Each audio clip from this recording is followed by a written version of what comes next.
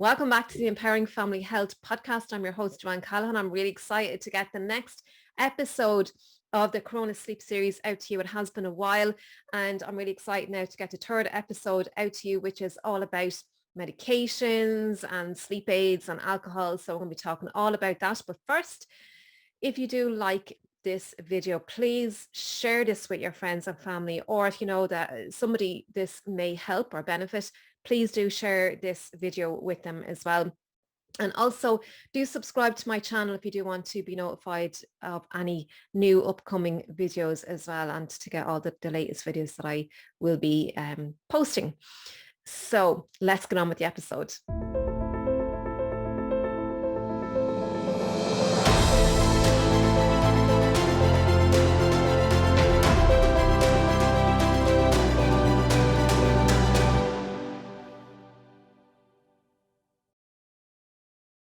Now, you may have tried everything to help you sleep, like exercise and reducing caffeine, switching off electronic devices, and practicing a lot of sleep hygiene practices, and still you have no success in getting a good night's sleep. And this constant struggle can leave you feeling helpless and desperate to do anything just to get a sleep and to feel rested for the next day. Now, some people, what they do is they may turn to over-the-counter medications or alcohol to help them with sleep, or visit their doctor to find some solutions and get some prescription medications from the doctor. Now, while this may not be the desired solution for some people, it may be necessary to get some much needed rest. But before you do consider medications, do listen to this checklist that I have. So number one, if you are currently on medications, always check with your doctor before using over-the-counter sleep aids, because they may interfere with some other medications that you may already be taking. Number two, over-the-counter sleep aids, they're usually designed for short-term use, so always be mindful of that. And number three, don't drink alcohol with any medications. You may have heard that many times before.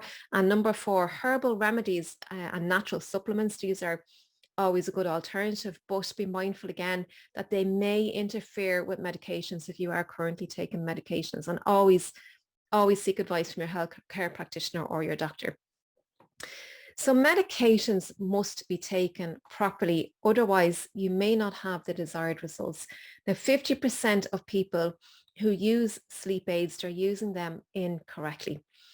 You need to have at least 8 hours of sleep when you are taking sleep medication to help you with sleep. Or if you don't, you're going to feel really, really groggy the next day when you wake up. Now, taking some medications and sleeping for 5 or 6 hours is going to result in you feeling a lot worse, disorientated and maybe foggy in the morning. Now, if you stop taking these medications as a result of this, suddenly you are going to get rebound effects. And this leads you to think that you may need to keep taking these medications, and nothing could be further from the truth. So really be mindful that happens if you stop taking these medications suddenly, okay?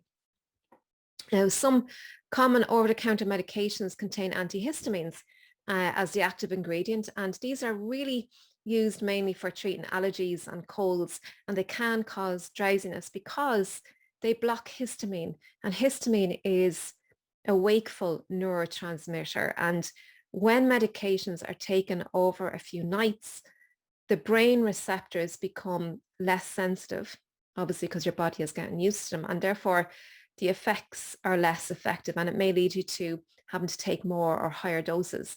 So be aware of that as well. Your body is very, very intelligent. Now, according to the American Sleep Association, if you're dealing with insomnia, sleep medications can help you fall asleep. However, they're not meant to replace good sleep habits. They're also not intended to be used indefinitely. So some people who are having regular problems with sleep, they may actually have an underlying health disorder like a thyroid problem, for example, or sleep apnea. So it's important to see your doctor if you are having ongoing problems with sleep. Now let's talk about alcohol, it may help you fall asleep, but you won't stay asleep during the nighttime. It does sedate the body, so it actually sedates the whole nervous system. And this is how it can help you relax and fall asleep really faster. But it does fragment your sleep during the nighttime. It interrupts your REM sleep as well. So it restricts your REM sleep even actually. It restricts it. So this can cause the fragmented sleep as a result. So, and this primarily happens more in the second half of the night. So be mindful of that. Alcohol can relax the body more and it can contribute to snoring as well. And it's often common to wake up during the nighttime or go to the bathroom because alcohol is a diuretic. So it causes your body to remove fluids from your blood through the kidneys and the bladder at a much quicker rate than other liquids. So if you don't drink enough water with your alcohol, then you can become dehydrated really quickly. Now, dehydration is common, which may wake you up for a drink during the nighttime. And there is a chemical, adenosine, and this is a sleep-inducing chemical in the brain. It's increased at nighttime, enabling a quicker onset of sleep. However, it's quickly eliminated during the first few hours of sleep, contributing to waking up in the middle of the night. And REM sleep is therefore dramatically reduced, leaving you feeling really tired the next day. And we lose up to 1 litre of water every night through breathing and sweating. Imagine 1 litre of water we can lose during the nighttime. So it's really important to stay hydrated. And it's probably one of the main reasons as well why we wake up during the nighttime, and especially if you're drinking alcohol, it can really contribute to that as well. So drink a glass of water first thing in the morning. We are primarily made of water and it is essential for our life. It optimizes blood pressure, it regulates your blood temperature, and it also is required for eliminating waste in the body. So with the warmer weather, especially during the summertime, and if we're doing more outdoor activities, it really is essential to stay well hydrated. And if you are really serious about your sleep, avoid alcohol before bedtime. Now, natural supplements. Let's talk about natural sleeping supplements. That was a bit of a tongue twister. Now, most natural products have the risk of interacting with other drugs, so it's always important to speak to your doctor if you're currently taking medications. Now, melatonin, this is our sleep hormone. It's a natural hormone produced in the body.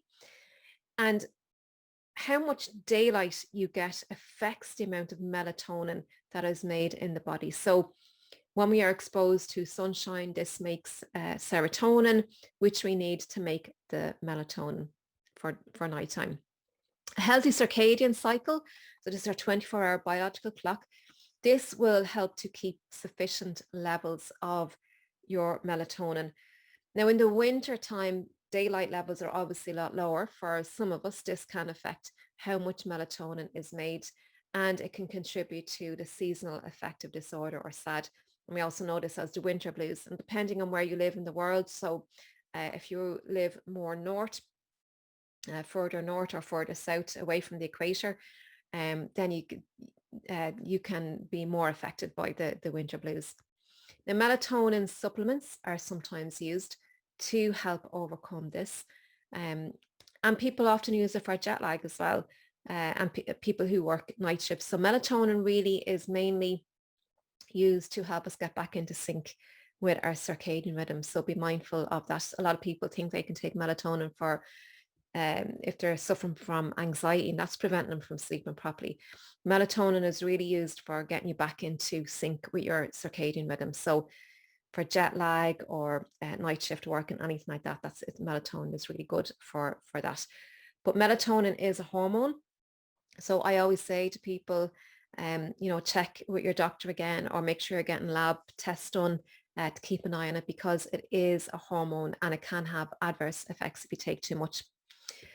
Chamomile is also really, really effective. It's one of the most ancient medicinal herbs out there, and we can take chamomile tea as well. We can use in essential oils. It has relaxing and calming properties, and it's also known to help with any kind of inflammation and gastrointestinal problems. It really calms all that down as well. So chamomile tea is really, really good. Valerian root is another sedative herb, and this has been used again for centuries. And it's really good for people with anxiety, which can cause difficulty in getting asleep. And it really helps with promoting GABA in the brain, which really helps the brain waves to slow down. And we need the brain waves to slow down for the onset of sleep. So it can help with that as well. Really calming and sedative. Now, pregnant women or breastfeeding and children under 3 years of age are advised against using it. So if you have any other health issues, do check with your doctor before you do take valerian root. That's really important. What else is there?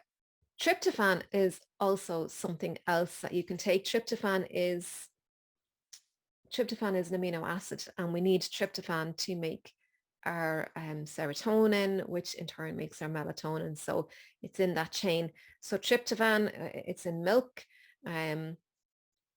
It's also in foods like turkey and chicken. So you can find it in there. Passion fruit is another one that helps to promote sleep as well. And hop flowers, they're traditionally known to be used in beer, and they have a natural sedating effect as well. So there's lots of herbs, natural herbs that you can take, but do, as I say, check with your doctor because they can interact with some medications. Melissa Dream, this is another one as well. And Melissa is available in essential oils as well. So you can burn that in the air. That's another one. Essential oils are just gorgeous as well. So that's something else that you can use to help you get asleep at nighttime, helping to relax you as well. Magnesium is our natural tranquilizer. This is probably one thing that can possibly help you overcome any difficulty. Maybe the one thing, because so many of us are deficient in magnesium. 80% of us are deficient in magnesium. It's nature's tranquilizer, as I say, and it really is responsible for hundreds and hundreds of different processes in the body. So we do need it to relax the muscles, relax the nervous system. It regulates the fluid in and out of the cells. It does so much in the body, so don't overlook magnesium. That is a really, really good one. You can take magnesium flake bath.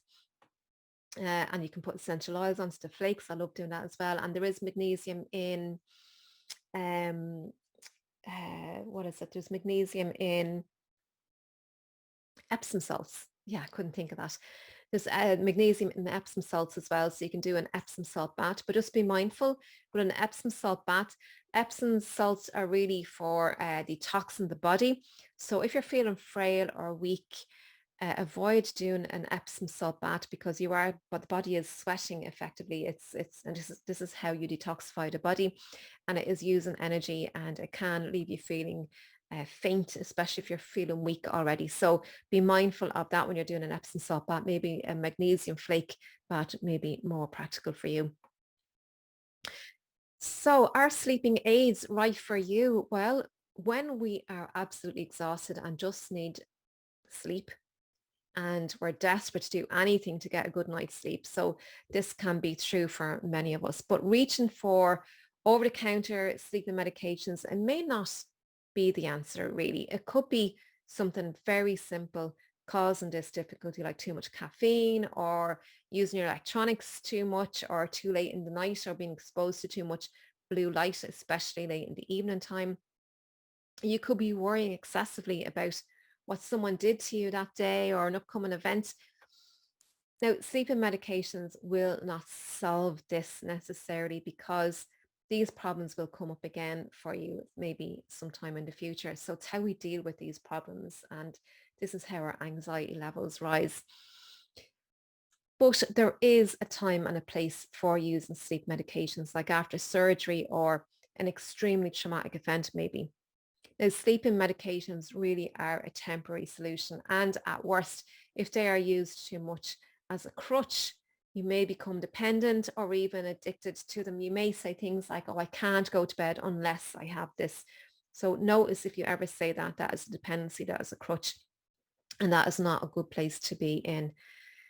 Now, there was a study done to show this using EEG in rats. So Scientists have investigated low L-theanine, which can improve mood with its ability to cross the blood-brain barrier and change the amino acid levels affecting serotonin and other mood-enhancing neurotransmitters in the brain. The effects of medication on the liver. So while there's many different types of medication that you can use as sleep aids, those that contain certain ingredients are at higher risk for liver problems. And these active ingredients that can be found in sleep medications, which also help with pain relief as well. So a lot of people taking pain medication will have to just be mindful that these have to be processed through the liver to be detoxified from the body. So just be really aware if you're taking ongoing medication. Medications on sleep quality. So sleep medication in most cases is just a temporary solution. Medications can help to break the pattern of poor sleep or help to fall asleep fast and to get much needed sleep. They do not address the underlying cause. And research has shown this time and time again. Researchers have shown that these medications can help you to fall asleep faster, but they may contribute to fragmented sleep. So, and they do fragment your REM sleep. So be mindful of that. The Mayo Clinic, I love the Mayo Clinic. They suggest that sleeping aids are most effective when you use it in conjunction with other kinds of treatment like cognitive behavioral therapy. And this is a really great therapy because an awful lot of problems is really how we think about things, how we relate to things, or our relationship with sleep. So cognitive behavioral therapy is very effective. So most medications, including sleep medications, carry some form of side effects, but it's different for everybody. We're all individuals and you won't know until you use them. So this is why doctors sometimes try to, it may take a few different goes or trying you on different medications before they find something that suits you. So some common side effects of sleeping medication is one of the biggest side effects actually is daytime sleepiness. Also dry mouth, headaches, constipation, changes in appetite. So just be mindful that these are some of the side effects of medication. Now, there may be other side effects if you are having other underlying health problems like kidney disease or asthma. And sleeping medications can interfere with breathing. So extra precaution may be necessary. So especially if you are suffering with COPD, for example, chronic obstructive pulmonary disease. So be mindful of that. Again, do make sure that you're seeing your doctor. So just want to really give out all these precautions when you're taking medications, but I am not a medical doctor. So please do seek advice from your doctor. Now, I hope you enjoyed this episode on sleep medications and some natural supplements or herbs, essential oils that you can take. But do be mindful again that they may interfere with other medications. So always seek advice from your doctor. So if you do like this video, please do like it, share it with your friends and family, and maybe somebody who you think may need this very important information to help them get much needed rest and sleep. So until the next episode, do take care and sleep well. Take care. Bye-bye.